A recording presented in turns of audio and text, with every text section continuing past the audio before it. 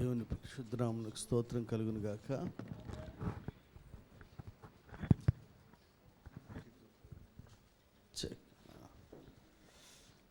అందరం రెండు చేతులెత్తి ప్రభుకు స్తోత్రం చెల్లిద్దాం. హల్లెలూయా. వాక్యాన్ని ధ్యానం చేద్దాం. ఫిలిప్పీ పత్రిక 1వ అధ్యాయం.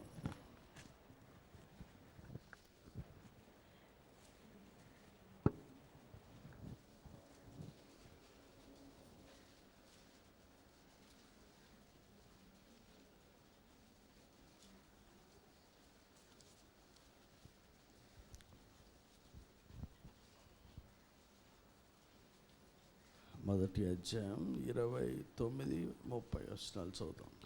ఏలయనగా మీరు నా యందు చూచినట్టు నా యందున్నదని మీరిప్పుడు వినుచున్నట్టు పోరాటం మీకును కలిగి ఉన్నందున క్రీస్తునందు విశ్వాసముంచుట మాత్రమే గాక ఆయన పక్షమున శ్రమపడుటయు ఆయన పక్షమున మీకు అనుగ్రహింపబడెను. చాలు, ప్రార్థన చేద్దాం. పరిశుద్ధుడ పరలోకమందున తండ్రి, యేసుక్రీస్తు పరిశుద్ధ రక్తం ద్వారా నీ కృపాసిపాసన దగ్గరికి వస్తున్నాం. నీ దాసులమైన మేమందరము పరిశుద్ధ దినం ప్రభువా, నేను స్తుతించుటకు ఆరాధించుటకు మీరు ఇచ్చిన కృపను బట్టి వందనాలు. ఈ సమయమందు నీ పరిశుద్ధ లేఖనాలు ధ్యానించడానికి సిద్ధపడుచుండగా తండ్రి, మీ సన్నిధిని మాతో ఉంచండి. మా అందరికీ వినుబుద్ధి దయచేయండి, గ్రహించు హృదయాన్ని దయచేయండి. మాలో ఎవరు కూడా అలక్ష్యంగా నిర్లక్ష్యంగా ఉండకుండా నీ మాటలు శ్రద్ధగా ఆలకించి భూమి మీద ఆశీర్వదించబడి నిత్యరాజ్యానికి వారసులే కృప దయచేయమని యేసు నామములో అడుగుచున్నాం తండ్రి, ఆమేన్.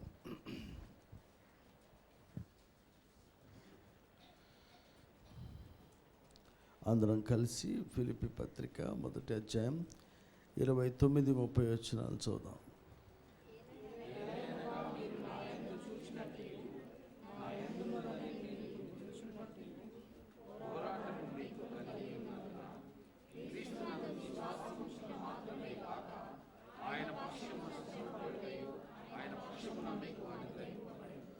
చాలు.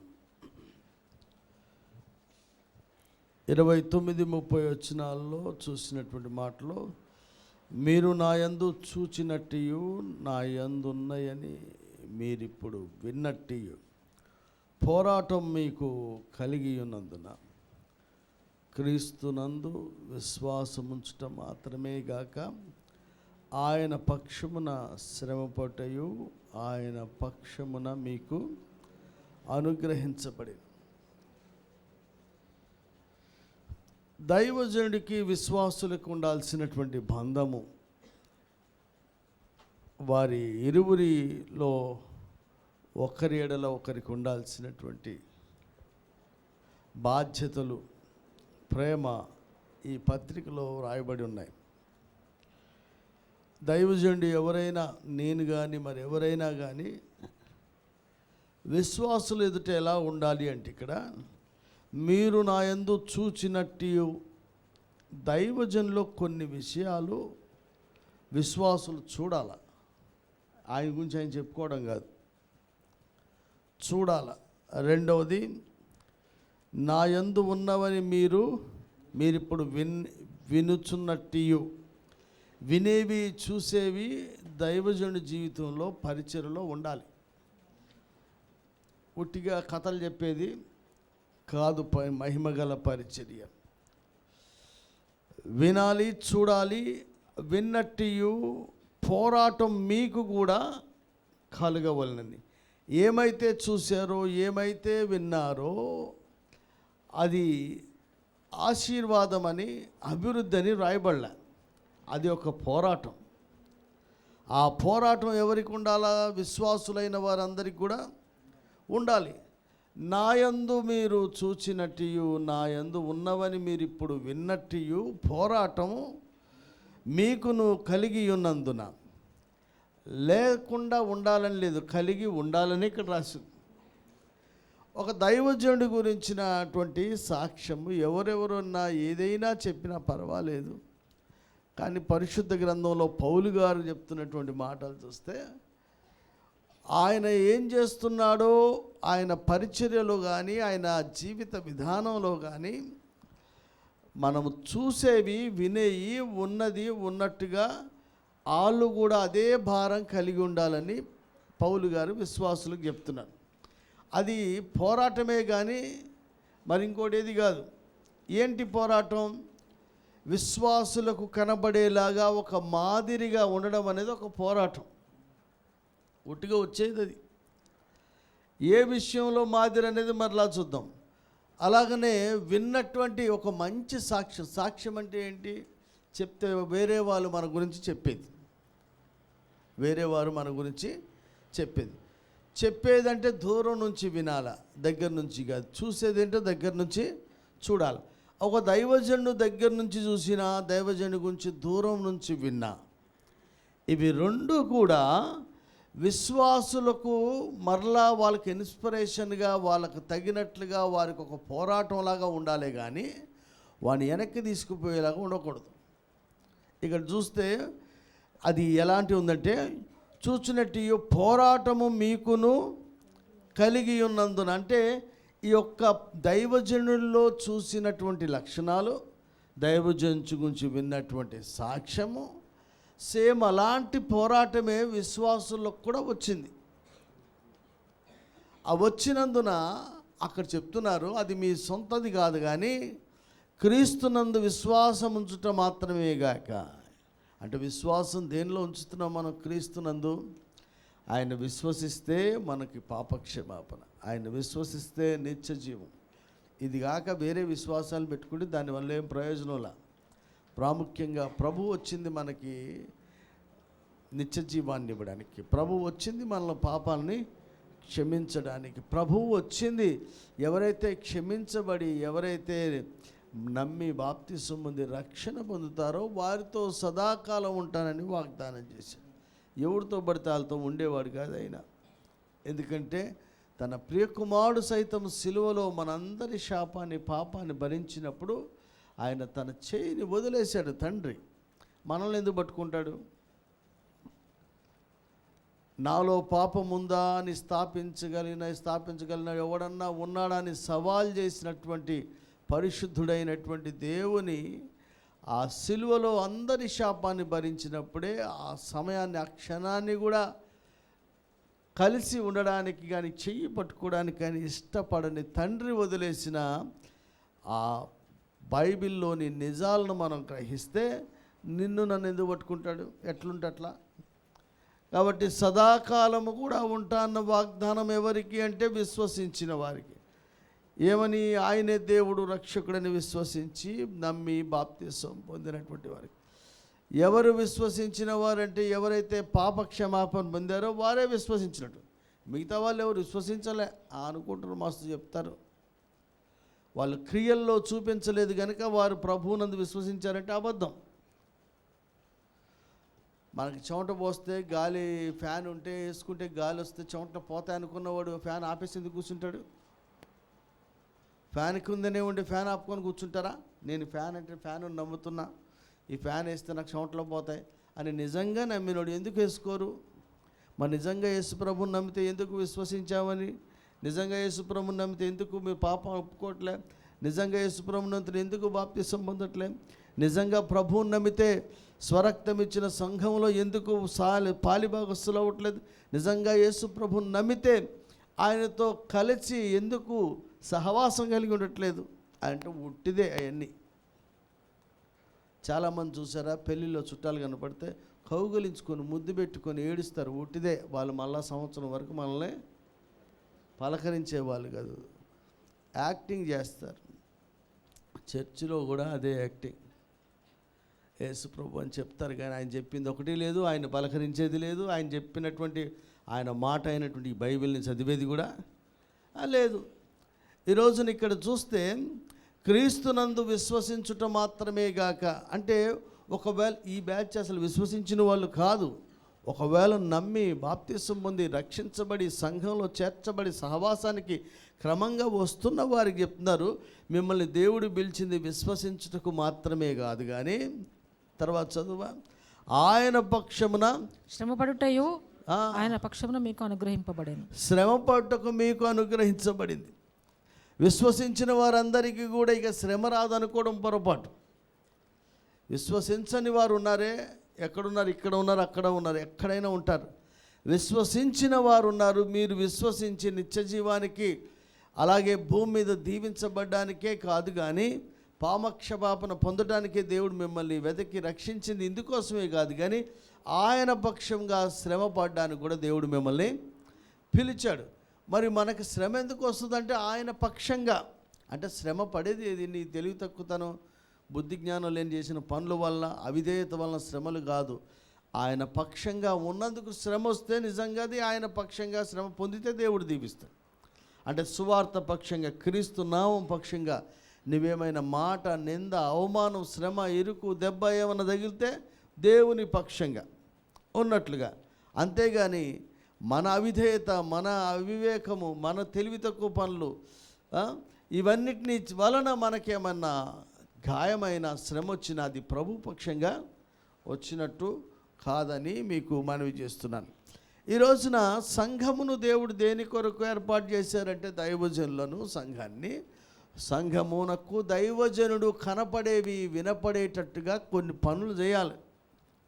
లెక్చర్ ఇచ్చిపోవడం కాదు, నా యందు ఉన్నట్టు మీరు చూచినవి. తిమోతికి రాస్తూ పౌలు గారు అంటారు కానీ నాలో ఏం చూసినా వాటిని ప్రాక్టీస్ చేయమన్నాడు. చూడందేమీ లేదు, చూడాలా. చూసేటట్టుగా దైవజనుడు ఉండాలి. ఆ తర్వాత చూసేది ఎదురుగుండా కదా ఎవడైనా ఆహా ఓహు అంటాడు. కొంతమంది ముఖస్తుతి చేసేటువంటి వేషధారులు ఉంటే అంటారు. అలా కాకపోయినా వెళ్ళిన తర్వాత లేనప్పుడు కూడా చెప్పేదాన్ని సాక్ష్యం అంటారు. ఆ చూసింది, చెప్పిన సాక్ష్యం ఏమైతే ఉందో అది ఒక పోరాటం వల్లనే కలిగిందని మీరు గ్రహించి ఆ పోరాటం మనకు కూడా రావాలని కోరుకోవాలి. అంటే ఏంటి? ఒక మంచి ఫలము, చూసేదాన్ని ఫలం అంటారు, వినేదాన్ని సాక్ష్యం. కనపడేదేంటి? మీ ఫలము కనిపించాలి. వెలుగు ఫలం కనిపించని ఏంటంటే నీతి ఫలం కనిపించాలి. అన్ని ఫలాలు అనేవన్నీ కూడా కనిపించేవి. ఆ కనిపించే దానిని మీరు చూచినప్పుడు మీలో కూడా ఆ ఫలాలు కనిపించాలి.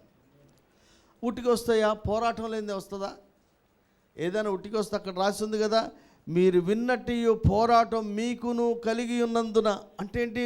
వచ్చినటువంటి విశ్వాసులందరికీ కూడా మనము కూడా ఇలాగో చెయ్యాలనేలాగా ఒక పోరాటం కలిగి ఉండాలి.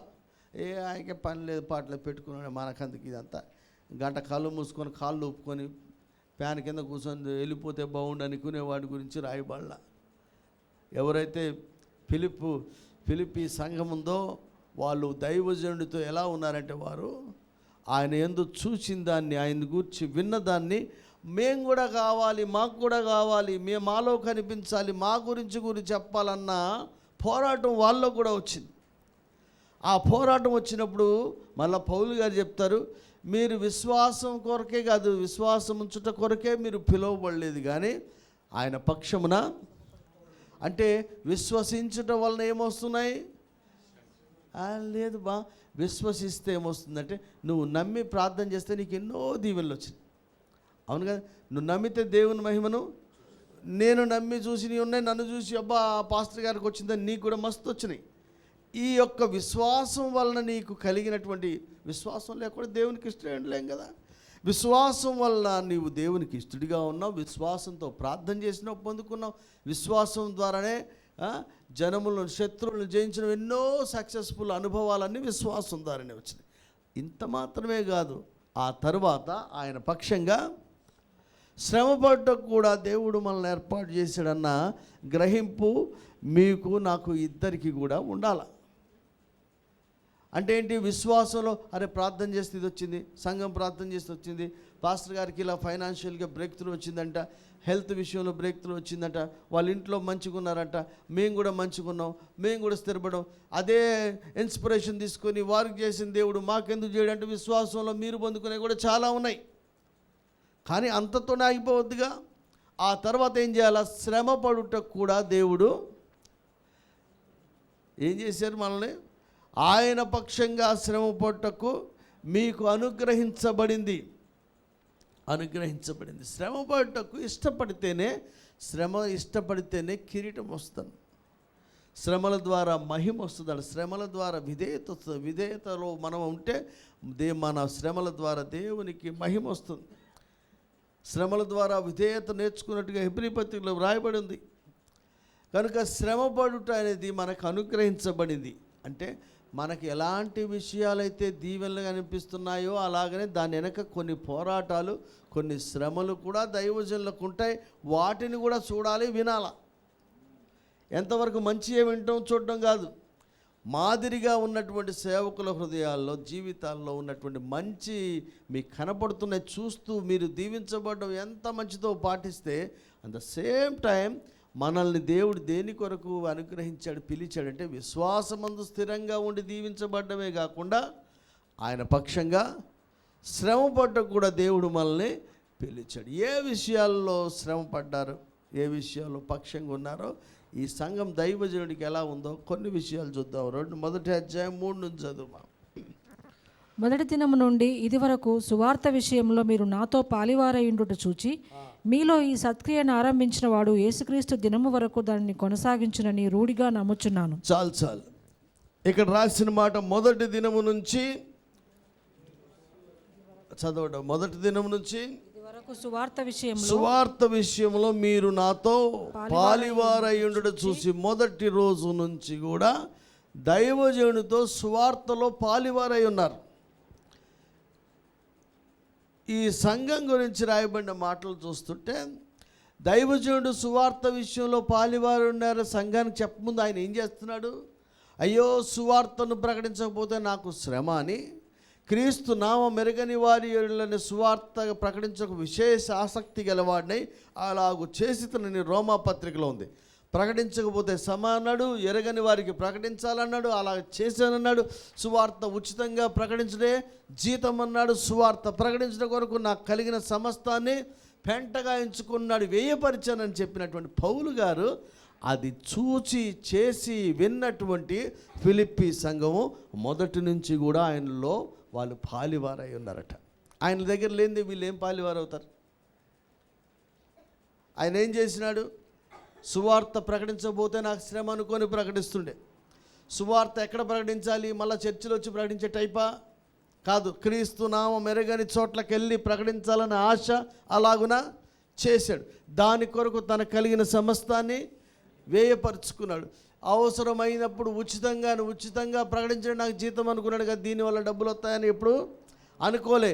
అది చూసినటువంటి ఫిలిప్పీ సంఘం ఏం చేసిందంట? ఏం చేసింది?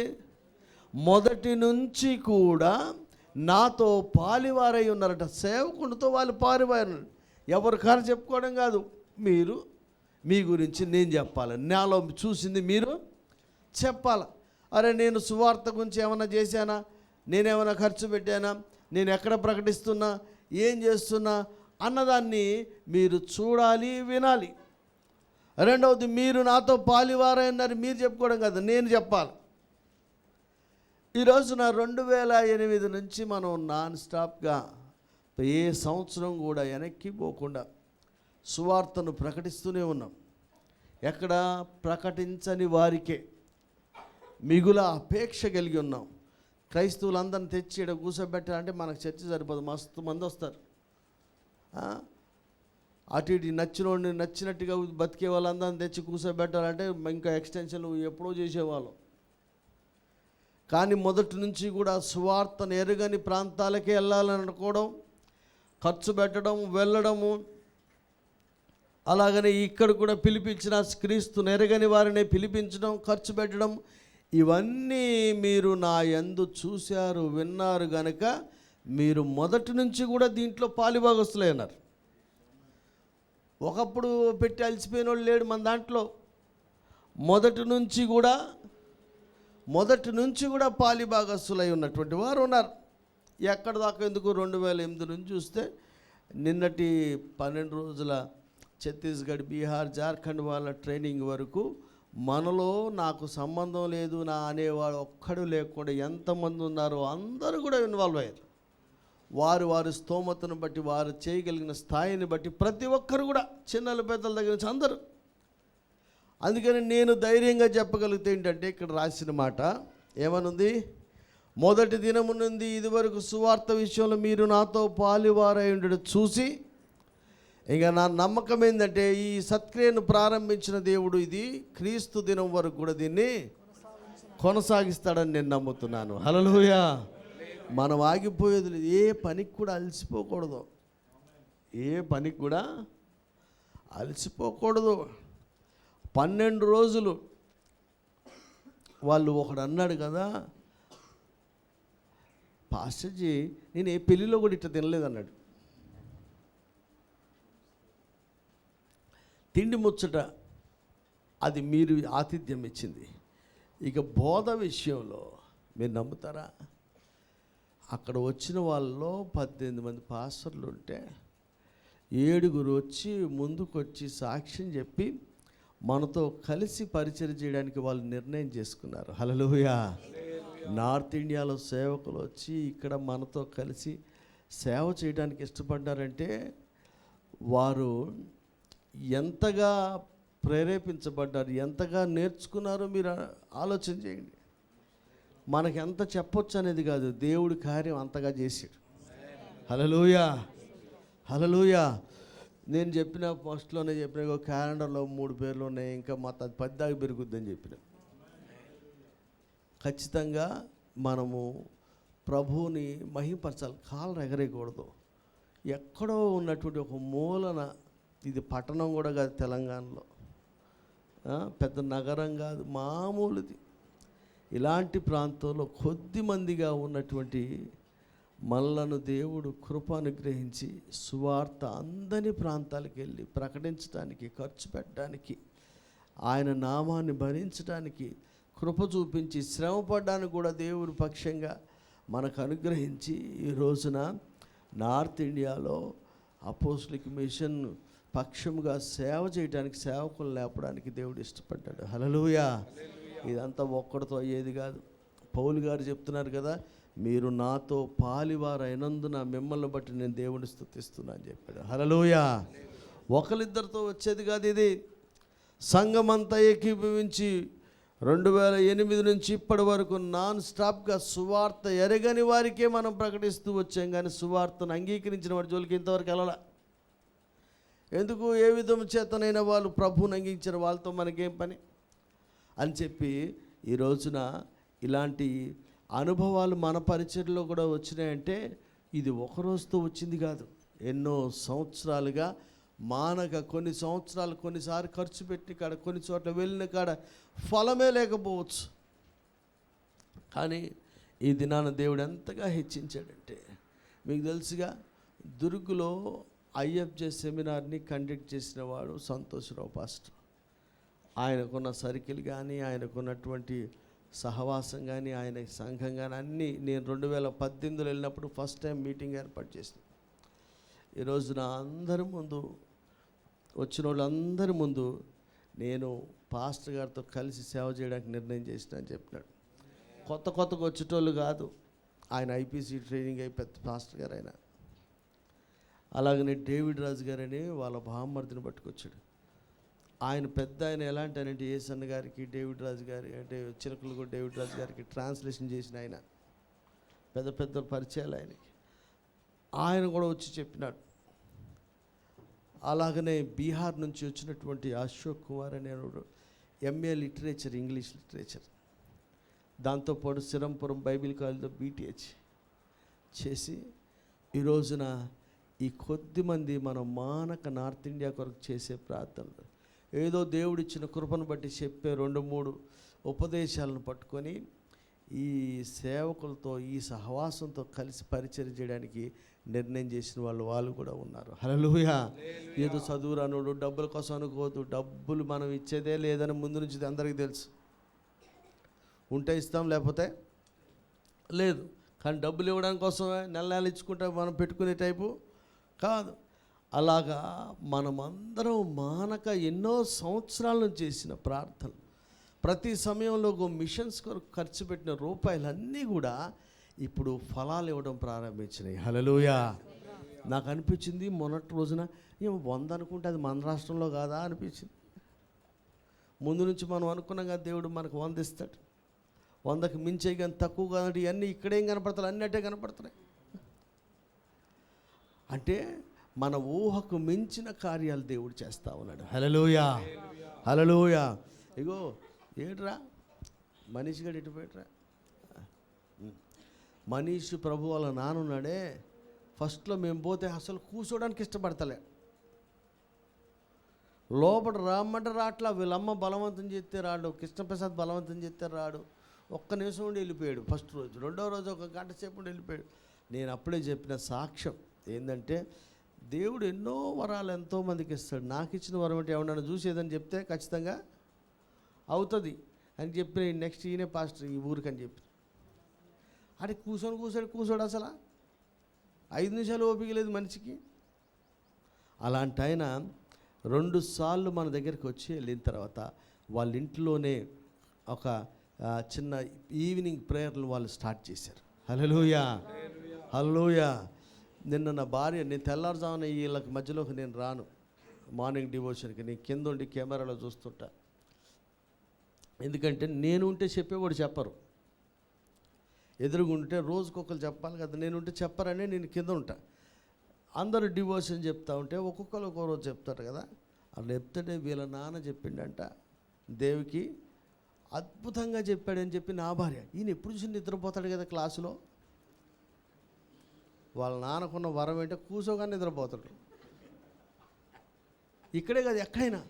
మన నా భార్య ఆశ్చర్యపడి, ఎప్పుడు కళ్ళు మూసుకునే ఉంటాడు, ఇంత బాగా అట్ట చెప్తున్నాడు అంటే దేవుని కృపలో ఉన్నటువంటి వాళ్ళు దేవుడు అట్ట వాడుకుంటాడమ్మా. నేను 3 సంవత్సరాలు 2 ఏళ్ళు దాటి అడికెళ్ళి అటు ఇటు రోడ్ల అమ్మడి తిరుగుతున్నప్పుడే ఈయన నెక్స్ట్ అయిపోతాడని చెప్తే ఈ రోజున నిలబెట్టి దేవుడు అతన్ని వాడుకుంటున్నాడు. హల్లెలూయా, హల్లెలూయా. నేను చెప్తుంది ఏంటంటే, దేవుడు మన కార్యాలను మనం అనుకున్న టైంలో కాకుండా ఇంకో రోజు చేస్తాడు. అమ్మ రంజిత్కి కొడుకు పుడతా అంటే, బిడ్డ పుట్టింది అనుకోండి, కొడుకు వస్తాడు, కొడుకు పేరు కూడా చెప్పిన వాడికి వాళ్ళ ఇంటి పోయి, నువ్వు ఇప్పుడే అనుకునే వస్తాడు, వచ్చినప్పుడు పేరు పెట్టాలి, దేవుని పని కొరకు ప్రత్యేకపరచాలి. అది రుజువు చేయడానికి ఆ అమ్మాయికి కూడా కళ వచ్చిందా లేదా, వస్తాయి అన్నీ. మనం అనుకున్న టైంలో వారసగా వస్తూ ఉంటే వీడా వీడా వీడా అన్నాడు సమూయేలు దావీదు కనపడేదాకా. వస్తాడండి, వస్తాడు. నమ్మాలా, మన తరంలో ఒక మహిమగల పరిచర్య చేయడానికి దేవుడు ఒకడు పంపిస్తాడు. హల్లెలూయా.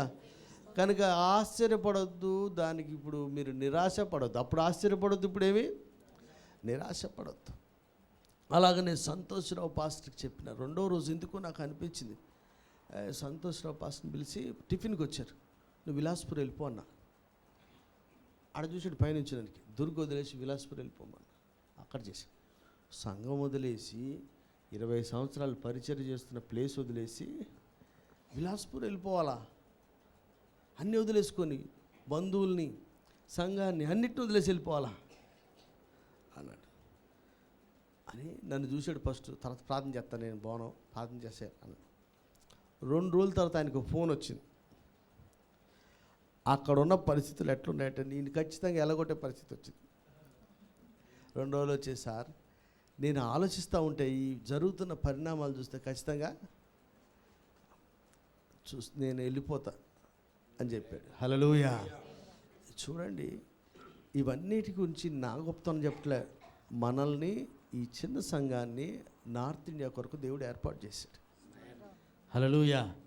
నేను ఆయనకు మాట ఇచ్చినా కూడా, నువ్వు పోబ్బా, ఏప్రిల్లో నేను బిలాస్పూర్ వస్తా అని చెప్పిన. లాస్ట్ ఇయర్ ఏప్రిల్లో రావాల్సింది, ఈసారి కార్లో వస్తాం, ట్రైన్ కాదు, వస్తాం, పోండి మీరు పోండి.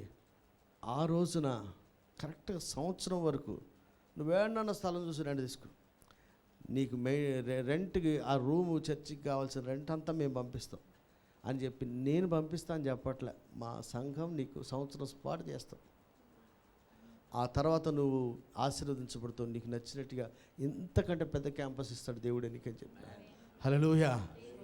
ఇవన్నీ ఎందుకు చెప్తున్నా అంటే, మనము 2008 నుంచి నాన్ స్టాప్గా చేస్తున్న ప్రార్థనలు, పెట్టిన ఖర్చు, ప్రయాస, ఒక్కొక్కడు పని పాట లేకుండా తిరుగుతున్నావా అనే పాస్టర్లు కూడా చాలామంది ఉన్నారు. నన్ను ఏం చేసినావంటే రిజల్ట్ అది ఏమి లేదుగా, రిజల్ట్ ఏముందంటే లేదు. ఈ రోజున దేవుడు ఫలాలను తీసుకొని వచ్చాడు మన ముందు. హల్లెలూయా. ఇదేం చెప్తున్నంటే మీరు ప్రారంభం నుంచి నాతో పాటు పాలివారై ఉన్నారు బట్టి మిమ్మల్ని బట్టి నేను స్తుతిస్తూ ఉన్నాను. హల్లెలూయా, హల్లెలూయా. అందరం చేతులు ఎత్తి దేవునికి స్తోత్రం చెబుదాం. హల్లెలూయా. ఏంది ఈ కార్యక్రమాలు అనుకోకండి, ఇది క్రీస్తు దినం వరకు కూడా కొనసాగాలి. నెక్స్ట్ డేట్ కూడా అప్పుడే అనౌన్స్ చేసినాం, గ్రూప్ వాళ్ళకి ఇచ్చినాం. ఏప్రిల్ 25వ తారీఖు నుంచి మళ్ళా మే 6వ తారీఖు వరకు కూడా మళ్ళీ ఈ 12 రోజుల ప్రోగ్రామ్స్ అవుతాయి. ఎందుకంటే 3 monthsకి ఒకసారి మనం చేస్తూనే ఉన్నాం. అద్భుతంగా దేవుడు వాడుకుంటున్నాడు. అద్భుతంగా ఐఎఫ్జే సేవకులు కూడా ఎంతోమంది వచ్చి, బయట సేవకులకి ఎట్లా ఎక్కడైనా మీటింగ్ పోతే పైసలు ఇస్తారుగా, మన దగ్గరికి సేవకులు కొంతమంది వస్తారు. నేను తిరిగినప్పుడు నార్త్ ఇండియా పట్ల భారం కలిగిన సేవకులు ఉన్నారు. వాళ్ళు మటుకు ఒక్క పైసా తీసుకోరు, వాళ్ళ ఖర్చులు పెట్టి వాళ్ళు వస్తారు. వీలైతే ఎంతో కొంత చేసే పోతారు, కానీ డబ్బులు కాసిపడి అలాంటి ఉత్తములు కూడా ఐఎఫ్జేలో ఉన్నారు. వారిని నేను ఇక్కడ రమ్మని చెప్పినప్పుడు సంతోషంగా వస్తున్నారు. ఇక్కడికే కాకుండా నాతో పాటు వేరే రాష్ట్రాలకు కూడా డబ్బులు పెట్టుకొని వచ్చినటువంటి ఐఎఫ్జే సేవకులు కూడా ఉన్నారు. ఎందుకంటే మనం చేస్తున్న పరిచర్లో ఎప్పటి నుంచో చేసిన దానికి ఈ కరోనా నుంచి ఐఎఫ్జే వాళ్ళు కూడా జోడించబడి వారు కూడా కలిసి ప్రార్థన చేస్తూ కలిసి పరిచర్యలు చేయడం వల్ల ఈ రోజున నార్త్ ఇండియాలో గొప్ప ఉద్యమాన్ని దేవుడు తీసుకొచ్చాడు. హల్లెలూయా, హల్లెలూయా. ఒక బ్యాచ్ వచ్చింది సపోర్ట్ కొరకు, ఒక బ్యాచ్ సపోర్ట్ కొరకే వచ్చారు. వీడికి వస్తే సర్టిఫికేట్ సపోర్ట్ వస్తాయని ఎవరో చెప్పాడట. అవి రెండింటి కొరకు వచ్చారు. 3 రోజుల తర్వాత ఆ మాటే మర్చిపోయారు. వెళ్ళేటప్పుడు కూడా పైసా కూడా ఎవ్వరు అడగకపోయారు. అసలు డబ్బులు అనే మాటనే మర్చిపోయారు. వాళ్ళు దేవుని ఉపదేశం మీద, అపోస్తలుల బోధ మీద కట్టబడాలనే ఒక నిర్ణయం చేత వాళ్ళు నిర్ణయం చేసుకోవడం మాత్రమే కాకుండా కలిసి సహవాసంలో కొనసాగడానికి వాళ్ళు నిర్ణయాలు చేసి వాళ్ళ స్వహస్తాలతో రాసిచ్చిపోయినారు. హల్లెలూయా. ఎంత గొప్ప కార్యం దేవుడు చేశాడంటే ఇది ఒక రోజున ప్రారంభించబడింది కాదు, ఎప్పుడూ ప్రారంభించబడి దాన్ని నా యందు చూశారు, నా గురించి విన్నారు. ఆ విన్న దాంట్లో మీరంతా కూడా మొదటి దినము నుంచి కూడా పాలిభాగస్తులయ్యారు. ఒకరోజు కాదు, మొదటి దినము నుంచి.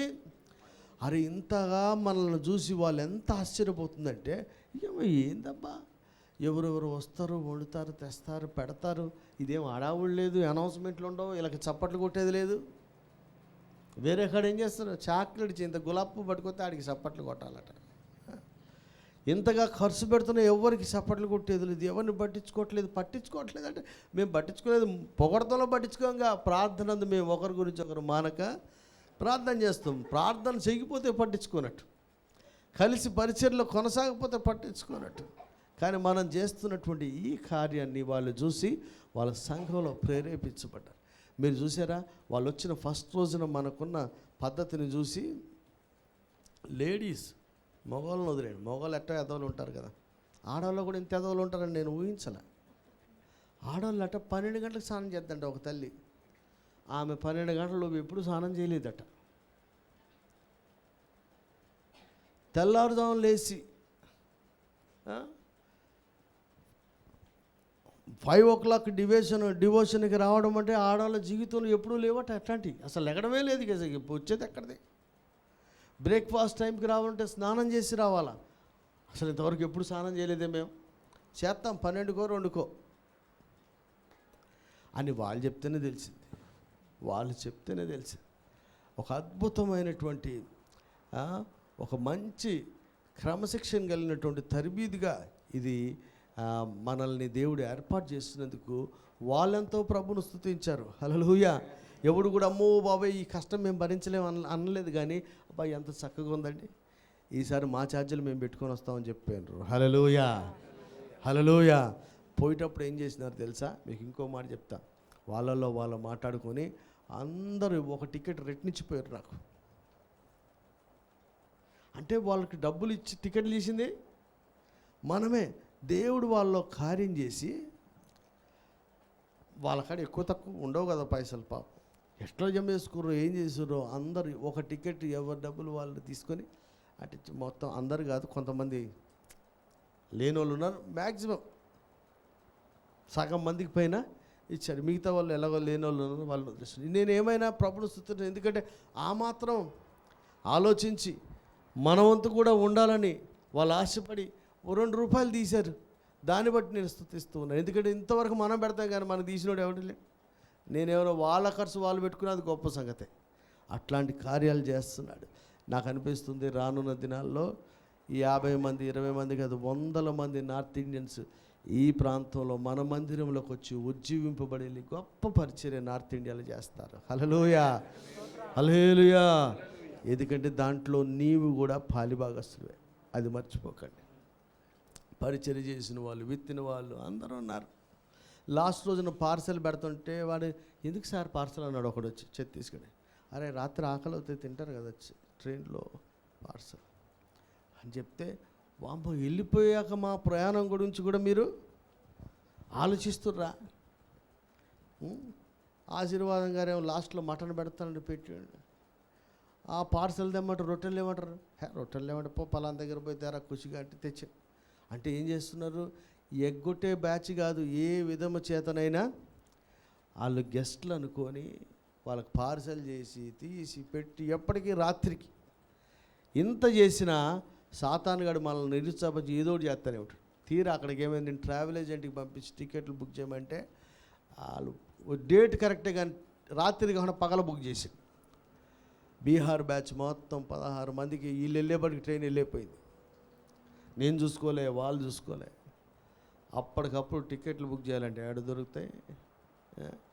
డబ్బులు అటు ఇటు సదురుబాటు చేసి ఏం చేసినాం, 15,000 రూపాయలు వేసినాం వాళ్ళకి. కొన్ని జరుగుతుంటే పర్వాలేదు, అవన్నీ పక్కన పెట్టినా ఇవన్నీ ఎన్నదగినవి కావు. కానీ ముఖ్యమైనది ఏంటంటే వాళ్ళు ఉపదేశం మీద కట్టబడి క్రీస్తు మాటల మీద వారు ఉంటూ ఆయన మాటల మీదే పరిచర్య చేస్తే వారున్న ప్రాంతంలో గొప్ప ఉద్యమం దేవుడు తీసుకొస్తాడు. హల్లెలూయా, హల్లెలూయా. కనుక దేవుడిని నేను ఎంతగానో స్తుతిస్తున్నాను. ఎందుకంటే నాకు ప్రారంభం నుంచి మీరు అన్ని విషయాల్లో పాలిభాగస్తులై ఉన్నారు. దాన్ని బట్టి నేను దేవుడిని స్తుతిస్తున్నా.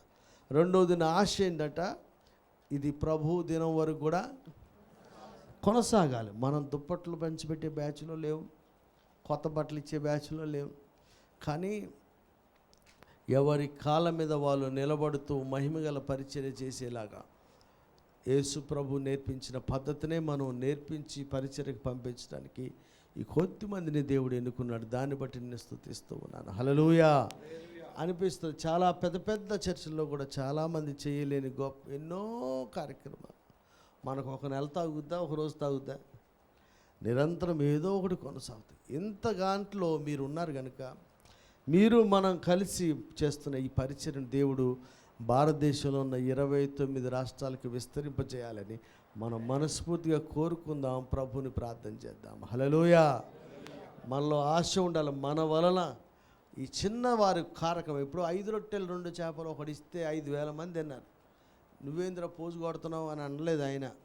అరే ముందు ఒక అడుగు ముందుకే అయిపోతే అంతమంది ఎట్లా తింటారు?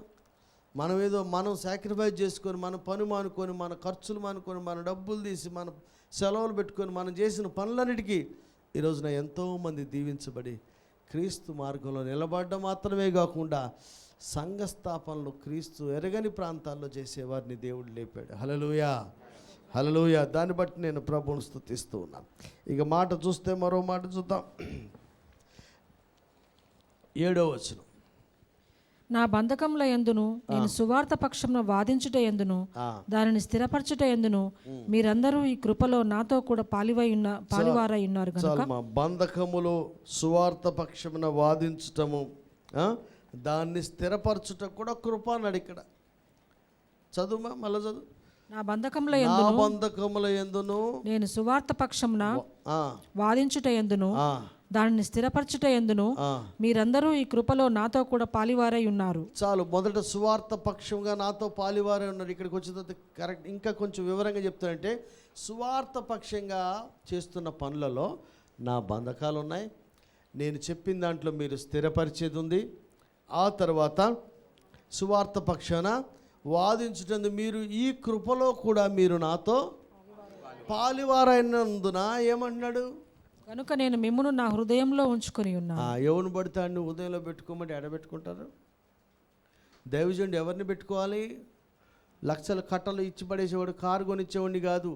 ఆయన బంధకాల్లో సువార్త పక్షుని వాదించేవాడిని, దాన్ని స్థిరపరిచే దాంట్లో పాలిభాగస్తులై కృప పొందిన వారందరినీ కూడా దైవజనుడి గుండెలో పెట్టుకోవాలి. వేరే వేరే విషయాల్లో ప్రయారిటీ ఇవ్వడం కాదు. ఎవరు సువార్త పక్షంగా ఉన్నారు, ఎవరు నా బంధకాల్లో ఉన్నారు, ఎవరు సువార్తను ప్రసంగం చేసేలో పాలిభాగస్తులు, ఎవరు కష్టం వచ్చిన నిలువ స్థిరపరచాలనే ఆలోచన ఎవరికి ఉంది? దైవజనుడితో పాటు కలిసిన వాళ్ళు ఎవరైతే ఉన్నారో, నిజంగా పంపబడిన వాడైతే వాళ్ళని ఏం చేయాలా? గుండెల్లో పెట్టుకోవాలి. దైవజనుడు చేయాల్సిన పని ఏంటంటే వారిని గుండెల్లో పెట్టుకోవాలి. ఆయన పక్షంగా పాలివైన వారు అందరినీ కూడా గుండెల్లో పెట్టుకోవాలి. ఇంత మంచిగా చేశారు కదా, వీళ్ళకు కూడా కొన్ని సూచనలు చెప్తున్నాడు ఆయన. ఫస్ట్ నుంచి ఉన్నారు, బంధకాల్లో ఉన్నారు, క్రీస్తు రాకడ వరకు కొనసాగించేవారుగా ఉంటున్నారు, అన్నిట్లో ఉన్నారు. వీరి గురించి కూడా గుండెల్లో పెట్టుకునే అంత మంచి వాళ్ళకు కూడా కొన్ని సూచనలు ఉన్నాయి. అదొకటి చదివి మనం ముగించుకుందాం. 25వ వచనం చూడమ్మా. మరియు ఇట్టి నమ్మకము కలిగి నేను మరలా మీతో కలిసి ఉండుట చేత నన్ను గూర్చి క్రీస్తు యేసునందు మీకున్న అతిశయము అధికమగునట్లు మీరు విశ్వాసం నందు అభివృద్ధియు ఆనందమును పొందు నిమిత్తము. మొదటిది విశ్వాసమందు ఆనందము, అభివృద్ధి కూడా పొందాలి. కొరింథీ పత్రికలో కూడా మనం దేంట్లో అభివృద్ధి పొందాలంటే విశ్వాసంలో కూడా అభివృద్ధి పొందాలి. ఇక్కడ చూసినట్లయితే వచనం చూస్తే మీరు విశ్వాసమునందు అభివృద్ధి ఆనందము పొందు నిమిత్తము. నెంబర్ 1 మనం పొందాల్సింది ఇక సరిపోయింది అంటానికి లేదు. విశ్వాసమందు అభివృద్ధి. విశ్వాసం వల్ల ఏమేమి జరిగినాయి అనేది హెబ్రీ పత్రిక 1వ అధ్యాయం చదవండి, చాలా ఉంటుంది. మనం అడిగింది పొందుకున్నామని చెప్పి విశ్వాసం అనుకోవద్దు. విశ్వాసంలో అభివృద్ధి పొందాలి, అభివృద్ధి పొందాలి, దాంట్లో ఆనందించాలి. ఆ స్థాయికి మనం ఇంకా రావాలి. ఇప్పుడు ఇంత పాలిభాగస్థులమైన పాలివారమైనప్పటికీ నా బంధకాల్లో నాతో నిలిచిన స్వార్థ ప్రకటించే మొదటి దినం నుంచి ఈ రోజు వరకు మీరు ఉన్నప్పటికీ మీకు కూడా ఇంకా రావాల్సింది ఏంటంటే విశ్వాసమందు అభివృద్ధి రావాలి, దాంట్లో ఆనందించడం రావాలి. తర్వాత చూడమ్మా, నేను జీవించి మీ అందరితో కూడా కలిసి ఉందని నాకు తెలియను. నేను వచ్చి మిమ్మును చూచినను రాకపోయినను మీరు ఏ విషయంలోనూ ఎదిరించు వారికి బెదరక. రెండవదిగా ఎదిరించు వారికి ఎవరు కూడా బెదరొద్దు. చాలామంది ఎవడన్నా ఎదిరితే బెదిరిపోవద్దు. ఎవడు ఎదిరించువాడెవడు? దుష్టుడు ఎదిరిస్తాడు, వాడి మనుషులు ఎదిరిస్తారు. ఎదిరించు వారికి ఎవ్వరు కూడా బెదరకూడదు. విశ్వాసమంతా అభివృద్ధి పొందుతూ ఉంటే నెక్స్ట్ వచ్చేదేంటి? ఎవడు ఎదిరించిన వాడిని, విశ్వాసంలో అభివృద్ధి లేదనుకుని ఎవడని బెదిరిస్తే పోతాం వెనక్కి. విశ్వాసం ఈ స్థాయిలో ఉన్న వాళ్ళకు కూడా విశ్వాసంలో ఇంకా అభివృద్ధి రావాలి. ఈ స్థాయిలో ఉన్న వాళ్ళు కూడా ఎట్లాంటిదంటే ఎదిరిస్తే బెదిరిస్తే వెనక్కి వెళ్ళిపోయే వాళ్ళు ఎవరు? పాస్టర్ గారికి ఏమో మొదటి నుంచి ఆయన పక్షంగా ఉండి స్వార్థ ప్రకటించట్లో పాలిభాగస్తులై ఇప్పటి వరకు ఉండి బంధకాల్లో కూడా ఆయన పక్షంగానే ఉండి సువార్తలో వాదించట్లేదు, స్థిరపరచట్లేదు, ప్రతి దాంట్లో వాళ్ళు లేకుండా ఏమీ లేదు. అలాంటి వాళ్ళకి చెప్తున్నాడు మీరు విశ్వాసం ముందు అభివృద్ధి పొందాలి. ఇంకా అలాంటి వారికి చెప్తున్నాడు మీరు దాంట్లో ఆనందించమని చెప్తున్నాడు. అలాంటి వారికి చెప్తున్నారు ఎదిరించు వారికి మీరు బెదరొద్దు. అయిపోయింది అనుకోవద్దు, ఇంకా మనం తీసుకోవాల్సిన జాగ్రత్తలు ఉన్నాయి. అందులో జాగ్రత్త ఏంటి? ఎంతగా కృపనిచ్చిన దేవుడికి మనం ఏం చేయాలి? ఇప్పుడు ఇంకొన్ని జాగ్రత్తలు తీసుకోవాలి. మన విశ్వాసంలో అభివృద్ధి మనకి రావాలి. ఎదిరించు వారికి ఎవరికి కూడా అంటే నువ్వు ఇంత మంచిగా ఉంటే నిన్ను బెదిరించేవాడు ఉంటాడా అంటే ఖచ్చితంగా ఉంటాడండి. దావీదు చరిత్ర చదివితే ఎందుకు శత్రువులైనరా అంటే ఉత్తమమైన దాన్ని అనుసరించినందుకే వాళ్ళు శత్రువులు. ఇంకొక శత్రుత్వం ఏమీ లేదు. సువార్త పక్షంగా నిలిచినందుకు, దైవజనుడిగా పక్షంగా నిలిచినందుకే శత్రువులు అయ్యేవాళ్ళు చాలామంది ఉంటారు. అలాంటి ఎదిరించే వాళ్ళ బెదిరింపులకు మనం అంటే ఈ స్టేజ్లో కూడా బెదిరి వెనక్కి తిప్పేవాళ్ళు ఉంటారు. అందుకని మొట్టమొదటి అన్నాడు మీరు రాకడ వరకు కూడా ఉంటారని ఆశపడుతున్నా అన్నాడు. ఉండాలని ప్రార్థన చేస్తాను. అంటే మధ్యలో వెనక్కి పోయేటోళ్ళు కూడా ఉంటారు. విశ్వాసమందు అభివృద్ధి. ఈ స్థాయిని బట్టి సంతోషిస్తూ ప్రభువుని మహిమపరుస్తూ ఇట్టి కృపను బట్టి దేవుణ్ణి స్తుతిస్తూనే మన విశ్వాసంలో అభివృద్ధి. రెండవదిగా ఎదిరించు వారికి బెదరక. మూడవది చూడమ్మా, అందరూ ఒక్క భావంతో సువార్త విశ్వాసపక్షమున పోరాడుచు. అందరూ ఒకే భావంతో సువార్త విశ్వాసపక్షము పోరాటం చేయాలి. మీకు గుర్తుందా? మీరు బైబిల్ చదువుతున్నారు కాబట్టి మీకు తెలుసు అనుకోండి. యూదా పత్రికలో ఉంది అప్పగించబడిన బోధ విషయం మీరు పోరాటం. అదే ఆ బోధ అపోస్తుల బోధ, సంఘం ప్రారంభించబడిన తొలి దినాల్లో చెప్పబడిన అపోస్తుల బోధ కొరకు మనం అందరం ఏం చేయాలి? ఇప్పుడు ప్రకటించడం కాదు, మీరు ప్రకటించడం, మీరు నా పక్షంగా నిలబడ్డమే కాకుండా దాని కొరకు అవసరమైతే పోరాటం కూడా. అంటే ఈ స్టేజ్లో మనం చేయాల్సింది విశ్వాసం ఉంది, అభివృద్ధి. ఈ స్టేజ్లో మనం చేయాల్సింది ఎదిరించు వారికి బెదరక. ఈ స్టేజ్లో మనం చేయాల్సింది ఏంటంటే ఆ బోధ కాపాడుకోవడం ఒక పోరాటమే చెయ్యాలి. తర్వాత చదువు. ఏక మనస్సు గలవారే నిలిచి ఉన్నారని. ఈ పోరాటం చేయడానికి దీనికి ఏం చేయాలి? మనం అంతా ఏక మనస్సు కలిసి ఉండాలి. ఎవడు పోరాటం వాడితే ఎవడు వాడే గ్రూపులు పోతే సక్సెస్ అనేది రాదు. ఈ స్టేజ్లో కూడా మీరు పోరాటం చేసే స్థాయి ఉంది. విశ్వాసం అభివృద్ధి పొందేవారు ఎవరికి బెదట్లేదు, కానీ ఇంకొకరితో కలుస్తలేదు, అది కూడా ప్రాబ్లమే. ఇంకొకరితో కూడా కలవాలి. ఈ స్టేజ్లో ఇంతగా ఉందా ఏంటి? విశ్వాసంలో అభివృద్ధి వస్తుంది, విశ్వాసంలో అభివృద్ధి వస్తుంది. ఎవరిని ఎదిరించినా బెదట్లేదు. దేవుని గురించి కానీ, దైవజనుడి పక్షంగా కానీ, సువార్త పక్షంగా కానీ ఎవడు ఎదిరించినా బెదరక మీరు కరెక్ట్గా ఉంటున్నారు. ఆ తర్వాత నా సువార్త పక్షాన ఒక పోరాటమే, బోధ కొరకు ఒక పోరాటమే చేస్తున్నారు. కానీ మనకు ఒకటే ఏక మనస్సు ఉండాలి. ఇవన్నీ చేసే వాళ్ళకి లాస్ట్లో తక్కువైపోతుందేంటి? ఏక మనస్సు ఉంటేనే కింద ఉంది సువార్తకు తగినట్టుగా బతికినట్లు అర్థం. కింద చూసారు మీరు, సువార్త క్రీస్తు సువార్త తగినట్టుగా అన్నారు. మీరు పై మూడు చేసి ఏక మనసు లేదా క్రీస్తు సువార్తకు తగినట్టుగా లేనట్టు ఎవరో మస్తుగా లెక్చర్ ఇస్తారు, చాలా చెప్తారు, కానీ ఖాతాలో ఒకటితో ఒకటికి కుదరదండి అన్న మాట మన సంఘంలో రాకూడదు. అలాంటి భావనలు తగ్గించుకోవాలంటే ఎవరు తగ్గించుకోవాలి? ఆడు తగ్గించుకుంటే బాగుండు, వీడు నేను తగ్గించుకుంటే బాగుండు అనుకుంటే అన్నీ బాగుంటాయి. నేను తగ్గించుకుంటే బాగున్నాయి. మన దగ్గర టెంపర్ ఎదవాలి ఎవరంటే పని పాట లేని వాళ్ళు. కుర్రకారికి ఎక్కువ టెంపర్ ఉంది, పెద్దవాళ్ళకి ఏమీ లేదు. కనీసం వందనాలు చెప్పలేరు, ₹10 పనికిరాని ఎదవలో. పెద్దోళ్ళే బలకరిస్తున్నారు అందరినీ. పెద్దవాళ్ళకు ఒక పోరాటం అంటే ఏంటి సార్ పోరాటం అంటే? అది చెప్తే 10 సార్లు చెప్పాలి. ఏకభావన వచ్చినట్లుగా మనం ఒక పోరాటం చేయాలి. బోధలకు వచ్చినట్టు ఒక పోరాటం, విశ్వాసం అభివృద్ధి రావాలంటే ఒక పోరాటం చేయాలి. చేస్తూ అల్టిమేట్గా సువార్తకు తగ్గట్టుగా అంటే ఏంటంటే మనందరికీ ఏకభావన, ఏక మనస్సు రావాలి. అంటే మనం ప్రారంభం నుంచి దైవజనుల్లో చూసినట్టుగా విన్నట్టు వాటికి అన్నిటికీ మీరు సపోర్ట్ చేస్తూనే వచ్చారు. మీరు కూడా పాలిభాగస్తులయ్యారు. దానివల్లే ఇంతవరకు నార్త్ ఇండియాలో ఎంతో సువార్త ప్రకటించాం, ఎంతోమంది సంఘాలు కడుతున్నాం, ఎంతోమంది విశ్వాసంలో బలపడుతున్నటువంటి వాళ్ళు, ఎంతోమందికి మనం ఫైనాన్షియల్ కూడా సపోర్ట్ చేయగలుగుతున్నాం. దీవెనకరంగానే ఉన్నాం. అయినప్పుడు ఇది ప్రారంభం నుంచి ఇప్పటిదాకా ఉన్నారు మీరు. అందుకనే మిమ్మల్ని నా గుండెల్లో పెట్టుకుని చెప్తున్నాం బైబిల్ ప్రకారం. కానీ మనం కూడా కొన్ని చేయాల్సింది ఏంటంటే ఇక్కడితో ఆగకండి, ఇక్కడితో ఆగేదేమీ లేదు. విశ్వాసంలో ఇంకా అభివృద్ధి రావాలి. ఎదిరించు వారికి బెదరొద్దు. సువార్త పక్షముగా, వాక్య పక్షంగా పోరాటమే చెయ్యాలి. 4వదిగా ఇన్ని చేసిన మనలో మనకి ఏకభావం, ఏక మనసు రాకపోతే సువార్తకు తగినట్టుగా మనం ఉన్నట్టు కాదు. కనుక ఈ 4 కొరకు ప్రాక్టీస్ చేయండి. ముందు నాతో పాటు పాలిభాగస్తులై అన్ని విషయాల్లో ఉన్నారు కదా, దాన్ని బట్టి ప్రభువును స్తుతించండి. స్తుతిస్తూనే ఇంకనూ చేయాల్సినవి ఉన్నాయి. ఏంటంటే విశ్వాసంలో అభివృద్ధి, ఎదిరించు వారికి బెదరక, తర్వాత వాక్యపక్షంగా, సువార్త పక్షంగా పోరాటం, తర్వాత ఇవన్నీ చేస్తూనే ఇంత చేసినామనుకోకండి, మీకు అసలు ఒకరితో కుదురుతుందా లేదో చూసుకోండి. ఒకరితో ఒకరు ఏకభావం కలిగి ఉంటే మీరు సువార్తకు అంటే మీరు ప్రకటించే సువార్తకే మీరు తగినట్టుగా లేకపోనట్టు.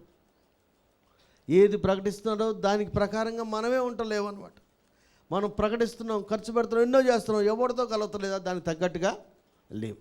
కాబట్టి ఇంతగా చేస్తున్న మనము ఏ సువార్తనైతే ప్రకటిస్తున్నామో, ఏ క్రీస్తునైతే ప్రకటిస్తున్నామో ఆయనకు తగ్గట్టుగా ఉండునట్లుగా ఈ 4 ప్రాక్టీస్ చేయండి. ప్రాముఖ్యంగా మీరు చేస్తున్న దాంట్లో అన్నిట్లో కూడా ఒకరితో ఒకరు కలిసి ఉండండి, ఏకభావం కలిగి ఉండి. అట్లా ఉంటే మనం సువార్తకు తగినట్లుగానే ఉంటాం. ఇంకా మనల్ని దేవుడు దీవించి, ఇంకా మనల్ని ఆశీర్వదించి, కొద్దిమంది సంఘాన్ని దేవుడు అత్యధికంగా ఆశీర్వదించి మన ద్వారా, మన తరము, నెక్స్ట్ జనరేషన్ ద్వారా కూడా భారతదేశం అంతటా కూడా మహిమగల పరిచర్య సంఘాలు స్థాపించబడడానికి మనమందరం కూడా విశ్వాసంలో అభివృద్ధి పొందుదాం, ఎదిరించే వారికి బెదరక ఉందాం. ఆ తర్వాత పోరాటం చేద్దాం. ఒక అపోస్తల బోధ రావడానికి పోరాటం చేద్దాం. తర్వాత ఇన్ని చేసినా మనలో మనకి ఏక మనసు, ఏక భావన రాకపోతే సువార్తకు తగినట్టుగా ఉండలేం. కనుక ప్రతిదినము ఎవరినో చూడకుండా వీడి బాగాలేదు వాడి బాగాలేదు అనకుండా నేను తగినట్టుగా ఇంత ఖర్చు పెడుతున్నాం, ఇంత ప్రకటిస్తున్నాం, దైవజనులకు సహకరిస్తున్నాం, అన్నెన్నో చేస్తున్నాం, మన పక్షం మనం చేయగలిగింది మ్యాక్సిమం చేస్తున్నాం. ఏకభావం లేకపోతే తగినట్టుగా లేదు. ఏకభావం కలిగి సువార్తకు తగినట్లుగా ఉంటే ఇంకా మనల్ని దేవుడు ఆశీర్వదించి అనేక ప్రాంతాలకు దీవెనగా పెట్టడం కాకుండా ముఖ్యంగా మన కడుపును పుట్టిన వాళ్ళని ఒక దీవెనకరంగా దేవుడు మారుస్తాడు. అటు కృప సంఘంలో ఉన్న కుటుంబాలన్నిటికీ దేవుడు అనుగ్రహించి ఆశీర్వదించును గాక. ఆమేన్. ప్రార్థన చేద్దాం.